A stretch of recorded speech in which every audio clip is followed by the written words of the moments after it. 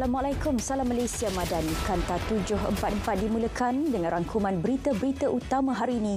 Kita ikuti perinciannya dalam segmen Esensi. Kes penipuan dalam talian menerusi platform Facebook dan Instagram merekodkan kerugian RM302 juta dari 2021 sehingga bulan lepas. Kes penipuan di Facebook merekodkan kerugian RM232 juta manakala Instagram RM70 juta. Untuk rekod sehingga Jun tahun ini, jumlah kerugian di Facebook adalah RM60 juta dan RM25 juta di Instagram. Justru pengguna media sosial dinasihat lebih peka dan menjadi digital literasi bagi mengelak menjadi mangsa. MCMC akan adakan sesi libat urus dengan semua bahagian pembangunan universiti dalam masa terdekat. Menteri Komunikasi dan Digital Fahmi Fazil berkata ia bagi mengetahui keadaan internet di kampus masing-masing. Sesi libat urus itu juga bagi memantapkan kesaling hubungan di kampus. Mengenai tinjauan keadaan internet di UiTM itu, beliau berkata kaedah pengurusan internet di universiti itu adalah baik dan boleh dijadikan rujukan untuk semua universiti. Dalam pada itu, liputan jalur lebar mudah alih 4G di Selangor telah mencapai 99.87% setakat suku pertama 2023. Sementara purata kelajuan mudah alih mencecah 55.96 megabit sesaat.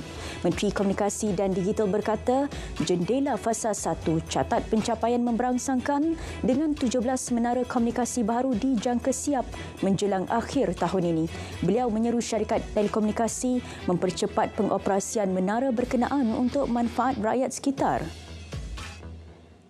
Menteri Perdagangan Dalam Negeri dan Kos Sara Hidup memberi amaran pihak terlibat penipuan kampit beras dan menjualnya pada harga beras import untuk untung besar berdepan tindakan tegas. Tindakan mengikut Seksyen 5 Akta Perihal Dagangan 2011 akan diambil dan sabit kesalahan boleh didenda RM100,000 atau penjara tidak lebih 3 tahun atau kedua-dua sekali. Syarikat yang bersalah pula boleh didenda sehingga RM250,000. SME Corp perlu berusaha mencari dana pembiayaan bagi membantu usahawan perusahaan mikro, kecil dan sederhana PMKS. Timbalan Perdana Menteri Datuk Seri Ahmad Zahid Hamidi berkata, ia bagi membantu PMKS meneroka pasaran antarabangsa. Terdapat 1.17 juta perusahaan PMKS direkodkan dan telah menyumbang sekitar 520 bilion atau 38% ke dalam KDNK negara. 133 kes berkait komen-komen di media sosial mengandungi unsur 3R direkodkan tahun ini. Timbalan Menteri Komunikasi dan Digital berkata 95 kes daripadanya sedang disiasat polis. Kementerian bersama MCMC serta PDRM akan sentiasa memantau komen yang menyentuh isu-isu sensitif terutama ketika pilihan raya umum Dewan Undangan Negeri ke-15. Seorang penganggur mengaku tidak bersalah di Mahkamah Session Johor Bahru atas 2 pertuduhan membuat komunikasi jelik terhadap Sultan Johor dan keluarga Diraja Johor 2 tahun lalu. Tertuduh dibenar ikat jamin RM4,500 dan diarah menyerahkan pasport kepada mahkamah serta melapor diri di Balai Polis berdekatan sebulan sekali. Kes disebut semula 21 Ogos depan. Seorang kanak-kanak perempuan maut dilanggar kenderaan pacuan 4 roda dipandu sepupunya di kawasan rumah mereka di Kertih, Terengganu malam tadi. Mangsa Syaza Syazwina Muhammad Sazali berusia setahun 5 bulan cedera parah di kepala dan disahkan meninggal dunia di tempat kejadian di Kampung Darat Kolam. Menurut Ketua Polis Daerah Kemaman, pihaknya menerima laporan berhubung kejadian diterima pukul 10.30 malam dan kes disiasat Seksyen 41-1 Akta Pengangkutan Jalan 1987. Polis Kelantan telah memanggil 7 saksi bagi membantu siasatan kes tembak rumah seorang penjawat awam di Kampung Guntung Kok Lanas, Kota Baru kemarin. Menurut Ketua Polis Kelantan, siasatan lanjut termasuk meneliti maklumat baharu dan mengenal pasti motif kejadian sedang dijalankan. Beliau memberitahu kes tersebut akan diselesaikan dalam masa terdekat. 8 remaja antara yang ditahan dalam op Samsing jalanan yang dijalankan JSPT di Lebuh Raya bertingkat Ampang Kuala Lumpur dan Lebuh Raya Duta Ulu Klang. Remaja berusia 17 hingga 21 tahun itu disiasat di bawah Seksyen 42-1 Akta Pengangkutan Jalan 1987. Sementara itu, menerusi ops hormat Undang-Undang Jalan Raya, 10 motosikal dan sebuah kereta disita selain 153 saman atas pelbagai kesalahan dikeluarkan. Dalam operasi sama, JPJ turut mengeluarkan 104 notis, sementara Jabatan Alam Sekitar mengeluarkan 5 notis. Banjir di kampung di Mukim Yan, Kedah yang menjejaskan lebih 20 buah rumah dan 60 orang penduduk pulih sepenuhnya 8 pagi tadi. Tiada pusat pemindahan sementara dibuka. Kawasan yang terlibat termasuk Kampung Troi Bukit, Kampung Titi Tras, Kampung Perigi dan kawasan rekreasi Lubuk Kawah. Festival Warisan Melaka berlangsung meriah di hadapan Memorial Pengisytiharan Kemerdekaan Bandar Hilir Melaka. Perincian lanjut bersama wartawan Nur Farahuda Sahiran di lokasi. Farah?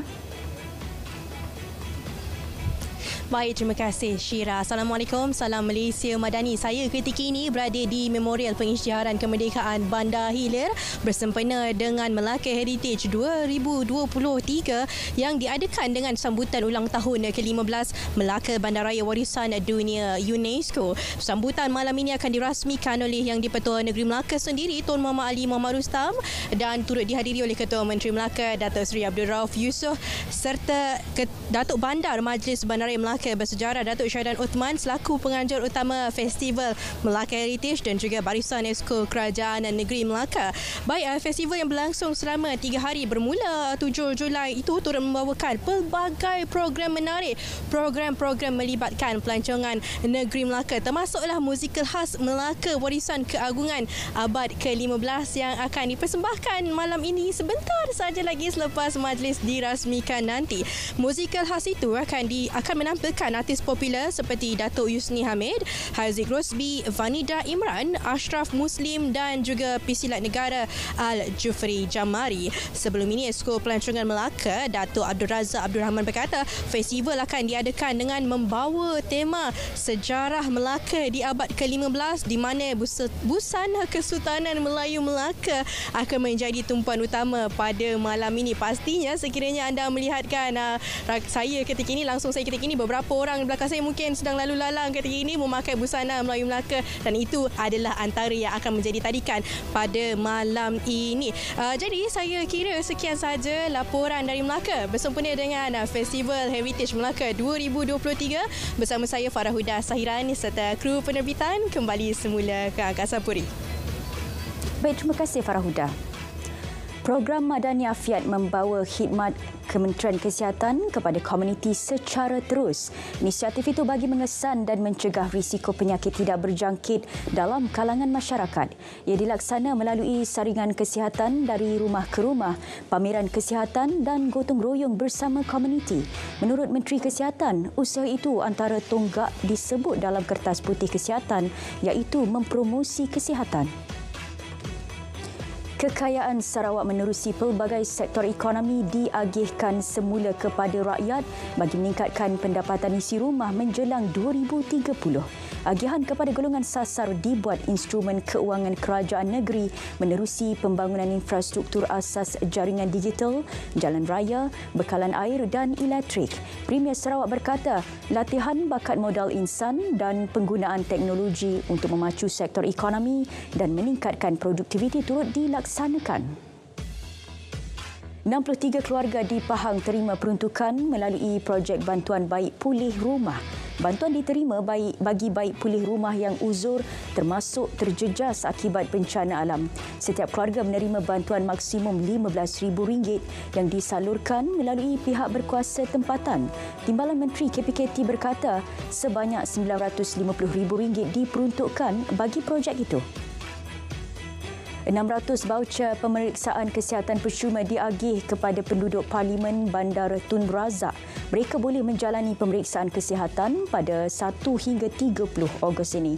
Agihan voucher dibuat sempena penganjuran Karnival Madani Sihat dan Prihatin di Hospital Chancellor Tuanku Mukhris.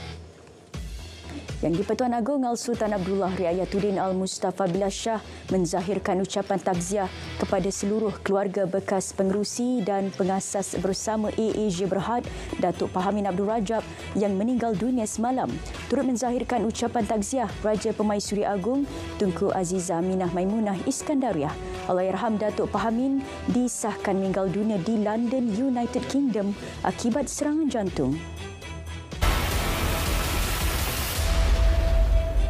Bank Negara Malaysia BNM masih kekalkan unjuran pertumbuhan KDNK negara antara 4 dan 5%. Gamonor BNM berkata permintaan dalam negeri kekal berdaya tahan dan pasaran kerja semakin baik, seterusnya menyokong perbelanjaan pengguna. Sektor pelancongan yang sedang pulih dan projek infrastruktur berbilang tahun terus memacu kegiatan ekonomi. Prestasi bagi separuh pertama tahun 2023 akan diketahui dalam beberapa minggu lagi.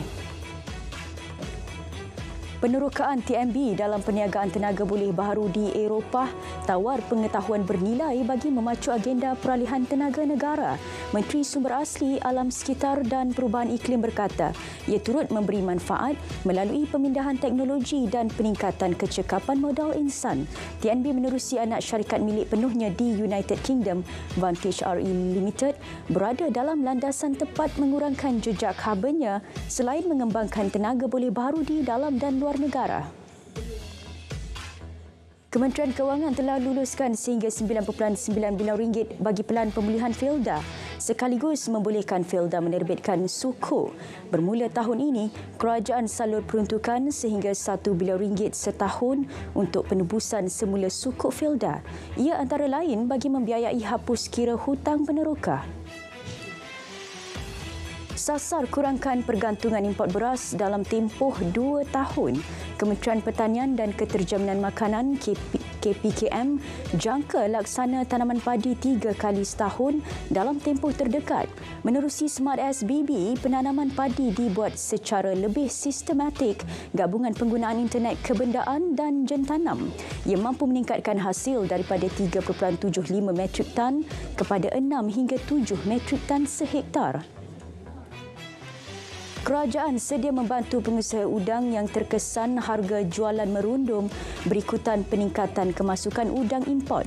Timbalan Menteri Pertanian dan Keterjaminan Makanan berkata, Jabatan Perikanan dan LKIM akan membantu pengusaha terlibat dari segi pemasaran udang ternakan mereka. Menurutnya, lambakan udang bagaimanapun memberikan kelebihan kepada pengguna kerana dapat menikmati udang pada harga berpatutan. 4,191 nelayan di Kelantan bakal menerima manfaat selepas projek melabuhkan 18 dukun tiruan konservasi dilaksanakan. Projek diyakini dapat meningkatkan sumber perikanan. Jabatan Perikanan memperuntuk RM660,000 bagi projek yang dilaksanakan di perairan Tok Bali, Pasir Putih dan Kuala Besar Kota Baru itu. 835 individu akan dipilih mengikuti program pembasmian kemiskinan di bawah program pemerkasaan ekonomi komuniti bandar PEKB. KPKT memperuntuk RM10 juta bagi melaksanakan PEKB. Timbalan Menteri KPKT berkata, peserta akan dilatih dan dibekalkan peralatan perniagaan secara percuma untuk berniaga. Sebanyak 28 NGO yang dilantik akan memilih peserta berdasarkan proses pencarian dan bancian mengikut kriteria ditetapkan.